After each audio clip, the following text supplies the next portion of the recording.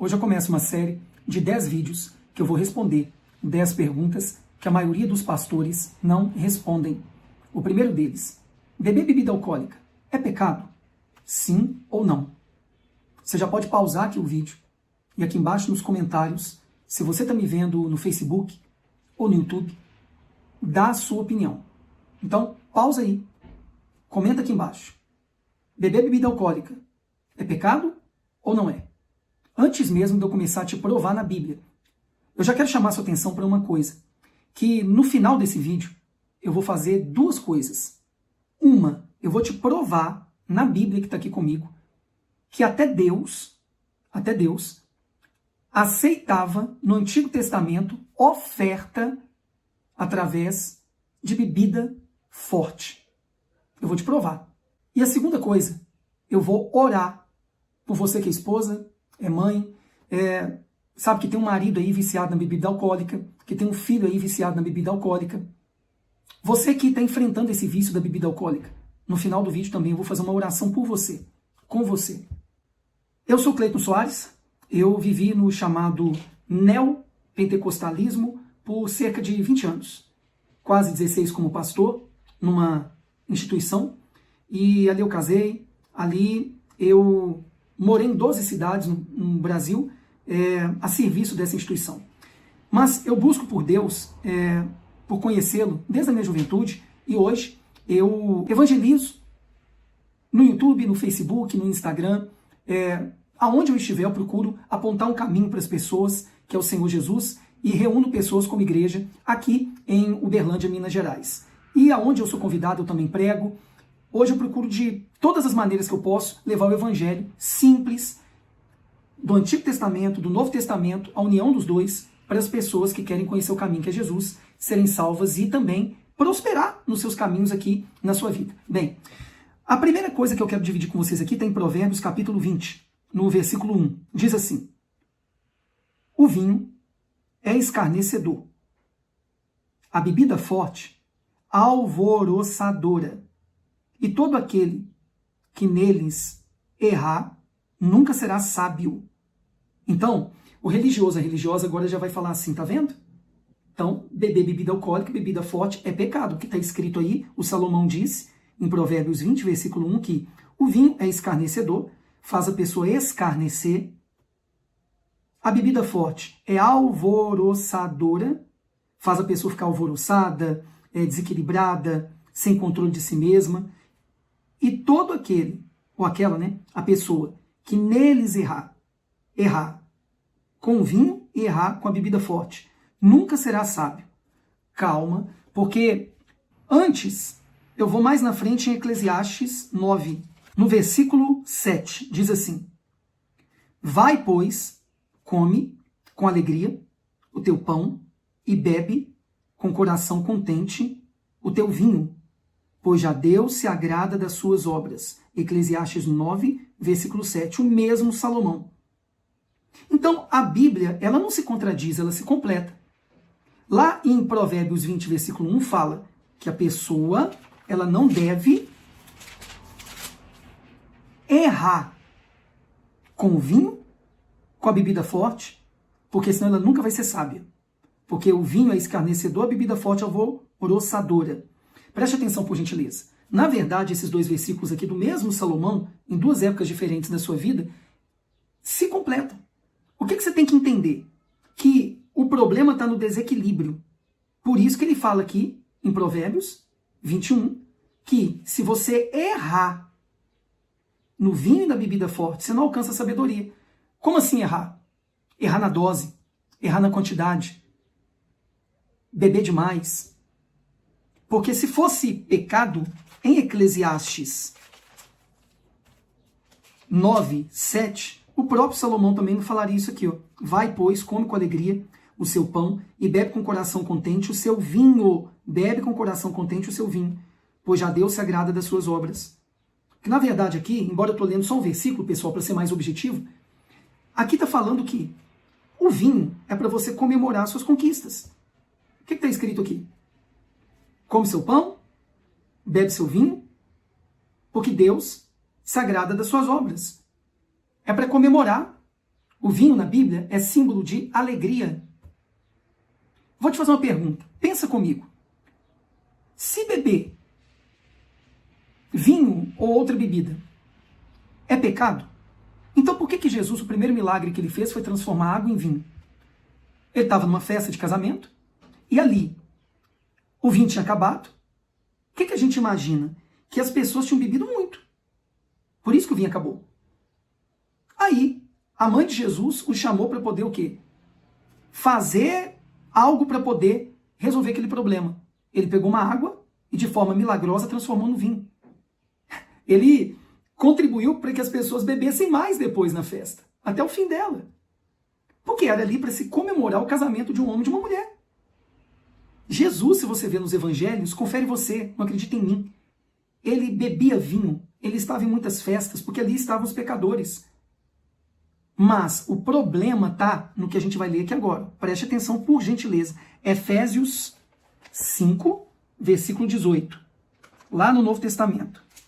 Carta do apóstolo Paulo, a igreja em Éfeso, né? Aos Efésios.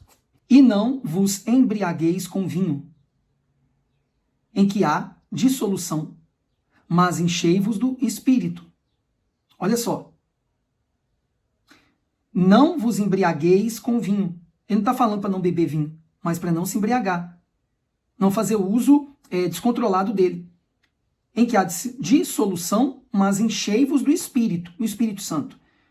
Você sabia que o próprio apóstolo Paulo, ele chegou a falar com o apóstolo, o Timóteo, para poder ele beber um pouco de vinho misturado com a água? Eu vou te explicar por quê. Porque naquela época não tinha o saneamento básico que a gente tem hoje para poder tratar de uma água. A água que a gente toma nas grandes cidades hoje, ela é tratada. Você sabe disso. Então, eles tinham que usar, por exemplo, o vinho da época deles, que, claro, não tinha o teor alcoólico que tem hoje. E o Timóteo, discípulo de Paulo, ele tinha um problema de estômago, segundo o que Paulo fala ali, e para ajudá-lo a combater esse problema, então Paulo orientou ele a tomar junto com a água, repito que não tinha o tratamento que a gente tem hoje na época, junto com o vinho, por causa desse cuidado que ele tinha que ter com o estômago. Para concluir, e eu chegar na parte que eu te falei, que eu vou te mostrar na Bíblia, que no Antigo Testamento, Deus ele aceitava ofertas de bebidas fortes. Segura aí. E eu vou orar também por quem quer ajuda, porque tem alguém da família que está viciado na bebida alcoólica, ou até mesmo você que está viciado na bebida alcoólica. Em 1 Coríntios, também aqui nas cartas apostólicas, né, a primeira carta de Paulo para a igreja em Corinto, capítulo 6, versículo 12, diz assim: todas as coisas me são lícitas, mas nem todas as coisas convêm. Todas as coisas me são lícitas, mas eu não me deixarei dominar por nenhuma delas. Por exemplo, se você que é homem ou mulher, um copo de vinho, de cerveja ou de bebida alcoólica, seja ela qual for, te domina. Quando eu digo um copo, pessoal, é uma maneira de falar, né? Se você não consegue beber, como o pessoal fala de forma social, vez ou outra, em comemorações, se isso te domina, quando você começa a beber, você não tem controle e perde o controle de si mesmo e de si mesma, então melhor que você não beba. Mas o que está escrito aqui que Paulo falou? Que eu posso tudo, mas nem tudo me convém. Você pode beber bebida alcoólica, mas te convém? Eu vou te falar uma história aqui de um jovem que ele tinha, se eu não me engano, 15 anos de idade. Ele era cobrador de ônibus e ele brigou com uma namorada. E ele começou a passar de bar em bar naquela época e beber ali cachaça. Todo bar que ele passava, ele comprava ali uma dose de cachaça e ia bebendo. Ele nunca tinha bebido antes. Mas ali por imaturidade, por revolta, ele então encheu a cara e ficou bêbado. E quando ele chegou no ponto dos ônibus lá para poder pegar serviço, então não deixaram ele pegar serviço. Começou a procurar confusão com as pessoas, ao ponto que tiveram que levá-lo para casa e o irmão, um amigo, tiveram que dar banho nele e ele passou aquela vergonha. Esse jovem, no caso, era eu. Eu fiquei bêbado nessa época porque briguei com a namorada e passei essa humilhação aí, não consegui pegar serviço na época e meu irmão, amigo, tiveram que me dar banho. Quem sabe você também já passou por isso. Quem sabe você também já passou vergonha por causa da bebida alcoólica. Comenta aqui embaixo se você já passou. Então você é uma pessoa que não deve beber, se você não tem controle sobre a bebida, se ela te controla. Então você pode, mas para você não convém.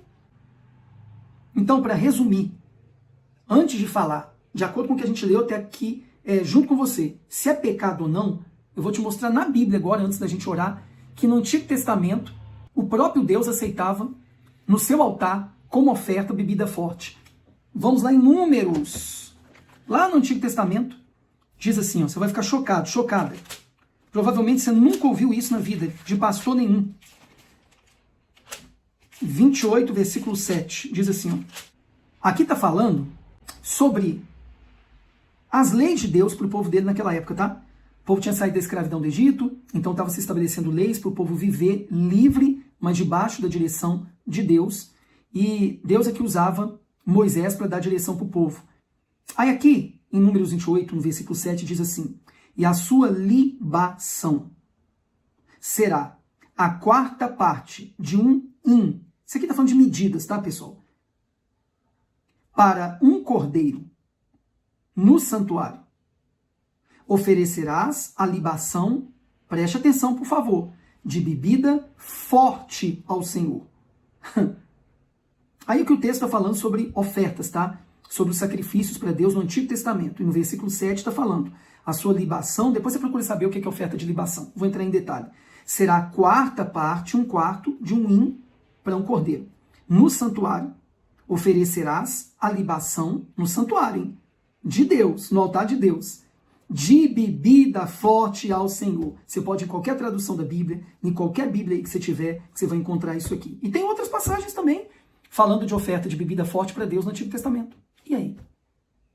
Porque, na verdade, a bebida sempre foi usada em várias épocas para poder as pessoas comemorarem suas conquistas, para ter alegria.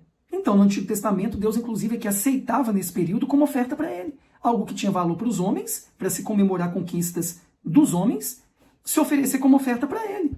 Como hoje, por exemplo, nos dias de hoje, a gente doa, oferta e dizima através daquilo que é importante para nós, que é o dinheiro. Você entende? Então, resumindo, para a gente orar, eu te dar um último recado nesse vídeo. Lembrando que esse é o primeiro de uma série de 10, que eu vou responder 10 perguntas que a maioria dos pastores não querem te responder. Para você ser livre de religiosidade, para você ser uma pessoa que realmente segue Jesus com liberdade e com responsabilidade, porque você tem que ter responsabilidade para usar a sua liberdade, porque Jesus sacrificou por nós para a gente ser livre, livre de tudo, inclusive da religiosidade. Ser espiritual é diferente de ser religioso.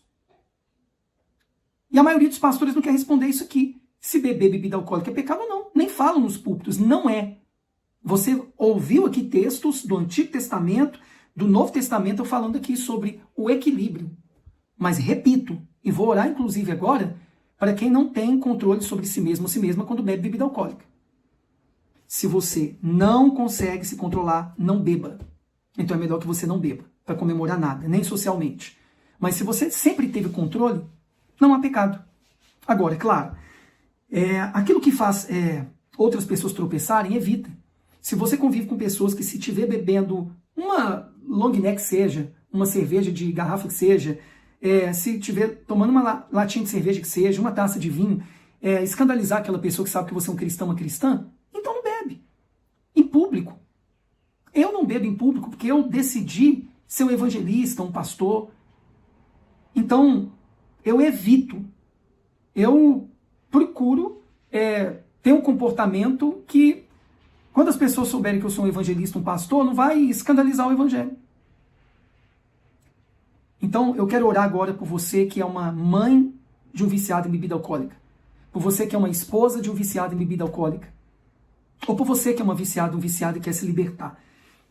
Participa dessa oração com sinceridade.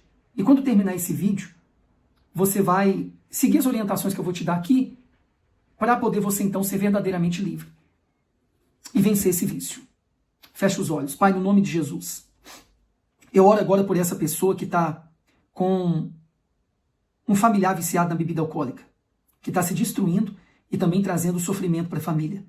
Eu oro agora com essa esposa, que o marido é trabalhador, é honesto, mas todo final de semana se embriaga, perde o controle sobre ele mesmo, chega a agredi-la, a agredir os filhos e tem dado prejuízo para a família, porque o salário que recebe gasta grande parte dele com o vício da bebida alcoólica e está assim destruindo a sua família. Eu oro agora junto com essa mãe que está passando esse problema com um filho, com uma filha. Eu te peço agora que o Senhor dê forças do seu poder para essa mãe, esposa, lutar, como eu vou orientar aqui, no final, pelo seu marido, pelo seu filho ou filha. Eu também oro agora junto com essa pessoa que ela ou ele é a pessoa viciada, que está sofrendo, está gemendo, mas quer ajuda. Espírito Santo, em nome do Senhor Jesus, dá forças do seu poder para esse homem, para essa mulher ser livre. Eu estendo agora as minhas mãos e eu declaro, em nome de Jesus Cristo, seja livre desse espírito por detrás desse vício, que se alimenta desse vício e tem destruído a sua vida. Pelo poder que há na palavra, no nome de Jesus, eu dou ordem aonde você estiver me vendo. Em o nome de Jesus, seja livre desse mal por detrás desse vício. Se você crer, diga amém. Pede em poucas palavras: Jesus, me perdoa dos meus pecados, me perdoa do pecado da embriaguez, me lava com o sangue que o Senhor derramou na cruz do Calvário para me salvar. Eu decido entregar minha alma ao Senhor, entregar minha vida ao Senhor. Espírito Santo, guie os meus caminhos a partir de hoje. Em nome de Jesus eu oro. Diga amém. Bem, último recado, pessoal. Você que participou dessa oração e ficou comigo até no final desse vídeo. Primeira coisa, procura aonde você mora, um local que você vai confiar ali em quem está pregando a palavra de Deus ali na frente. Como achar esse lugar? Eu não sei. Você tem que orar a Deus e pedir a Deus para te mostrar. Se você quer me ajuda, eu estou aqui em Uberlândia, Minas Gerais. Você mora aqui em Uberlândia, aqui no bairro Morumbi.